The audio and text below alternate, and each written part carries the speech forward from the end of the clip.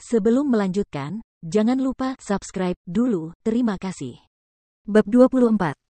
Ye Chen tidak tahu kenapa, tapi dia hanya bisa memprotes dengan beberapa paman dan bibi.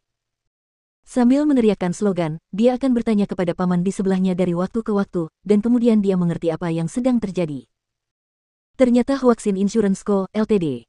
menangani produk asuransi dengan keuntungan yang sangat tinggi. Dan kelompok paman dan bibi ini tertarik dengan tingkat pengembalian yang tinggi, dan setiap orang membeli banyak produk asuransi atas nama perusahaan ini dan menjadi pelanggan mereka. Biasanya, sudah waktunya pembagian dividen. Tanpa diduga, ketika paman dan bibi ini datang untuk menarik uang tunai, mereka menemukan bahwa seluruh pintu perusahaan ditutup, dengan hanya beberapa karyawan di depan pintu, menggunakan alasan yang buruk untuk memaafkan semua orang. Baru pada saat itulah para paman dan bibi ini menyadari bahwa mereka telah ditipu dan ditipu. Pantas saja ibu mertuanya segera meneleponnya dan memintanya untuk membela haknya bersamanya. Memikirkan hal ini, Ye Chen merasa pusing dan mau tidak mau bertanya kepada ibu mertuanya, "Bu, berapa banyak asuransi yang kamu beli?" Malan berkata dengan cemas, "Mereka bilang begitu jika kamu membeli asuransi dan mendapat dividen, kamu bisa menghasilkan banyak uang." Kepalaku panas. Aku membeli produk mereka dengan seluruh tabungan keluargaku. Ye Chen terkejut dan berkata, "Apa? Semua uang keluarga dibeli untuk asuransi keuangan?" Ini, Malan langsung menjadi marah dan mengutuk. Berkata, "Kamu satu-satunya yang punya mulut, kan? Kamu berbicara begitu keras karena kamu pikir aku tidak cukup malu." Berkata, "Selama Anda berjanji, saya akan membeli asuransi dari produk perusahaan mereka.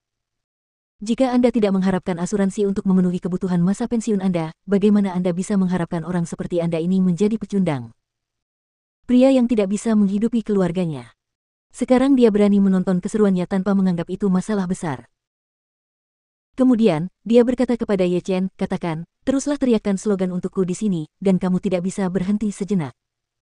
Ye Chen tidak punya pilihan selain mengangguk dan berkata, "Oke, Bu."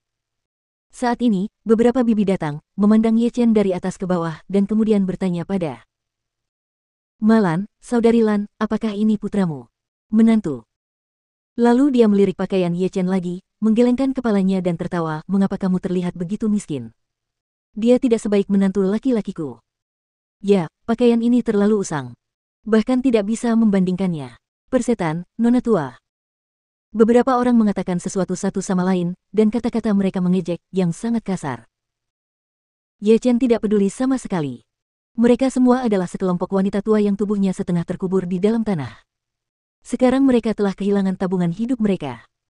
Malan juga sangat marah saat ini. Semakin dia memandang Ye Chen, dia menjadi semakin tidak senang.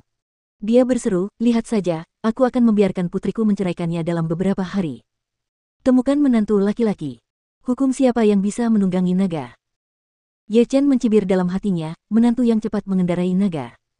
Jika Anda menambahkan orang kaya generasi kedua seperti Jinling, mereka tidak bisa dibandingkan dengan jari Anda sendiri.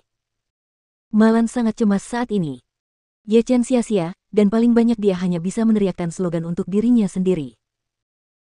"Jika saya ingin berinvestasi kembali, saya masih membutuhkan orang yang benar-benar mampu membantu saya menyelesaikannya. Sangat disayangkan Zhang Wenhao, yang selama ini mengejar putrinya, bangkrut. Jika tidak, dia bisa dimintai bantuan." Itu benar. Malan tiba-tiba teringat saudara laki-laki Wang Yunfei, Wang Yunkei yang ditemuinya di jamuan keluarga kemarin. Dilihat dari cara dia memperlakukan putrinya dengan penuh perhatian saat itu, dia mungkin memiliki beberapa pemikiran tentangnya.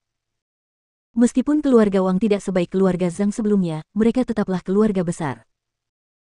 Secara kebetulan, Wang Yunkei meninggalkan kartu namanya kemarin, jadi dia segera mengeluarkan ponselnya dan menghubungi nomor Wang Yunkei.